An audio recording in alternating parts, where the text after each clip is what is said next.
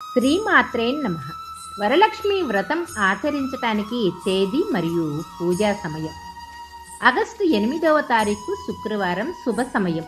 తెల్లవారుజామున 4:10 నుండి ఉదయం 8:24 వరకు శుభ సమయం ఉంది.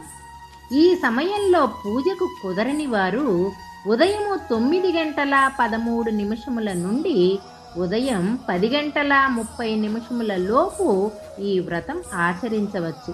ఈరోజు సాయంత్రం వరలక్ష్మి వ్రతం కానీ పునఃపూజ కానీ ఆచరించువారు సాయంత్రం 4:56 నుండి రాత్రి 7:08 లోపు పూజ నిర్వహించు సమయం.